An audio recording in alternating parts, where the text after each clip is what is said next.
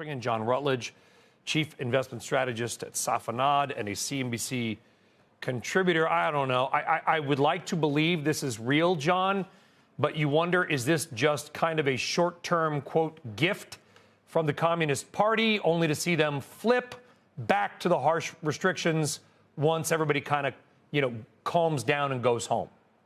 Well, Brian, they're trying to manage a very difficult situation. We had riots last week in somewhere between 20 and 50 different cities and almost 100 university campuses in China. So it was a total mess. Now, zero COVID has been identified with Xi Jinping personally, so it's his baby. So he can't let it go. But we've already seen other officials come out and say that, well, this bug is not as bad as we thought. They actually used the word pathogenicity is decreased, and they've started relaxing. They'll do whatever they have to do to be in control.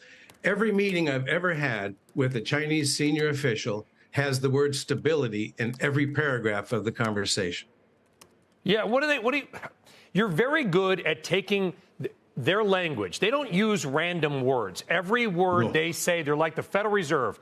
Every word matters. It's specifically chosen for a specific reason. You're good at interpreting that, sort of Xi speak, if you will. How do you read this between the lines? Are they really softening? They have to. They have to. The Chinese dream was to get prosperity, and they were willing to give up some freedom to do it. And they're not willing to do that anymore because they're seeing the prosperity go out the window with zero COVID. It's very, very important to understand in Chinese history the role of the Cultural Revolution, 1966 to 1976. During that time, universities were shut and people were sent to the farm, educated people to be re-educated.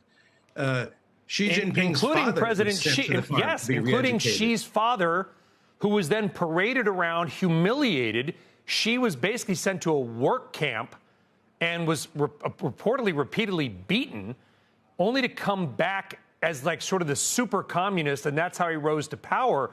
I just think we're not looking enough at his background to understand that this is a guy who had an extremely bizarre and probably extremely traumatizing child and young adulthood.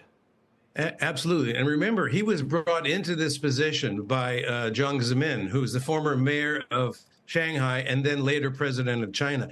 Jiang Zemin is responsible for almost all of what we now know as the opening of China after he came in. He came in shortly after the Tiananmen Square mess.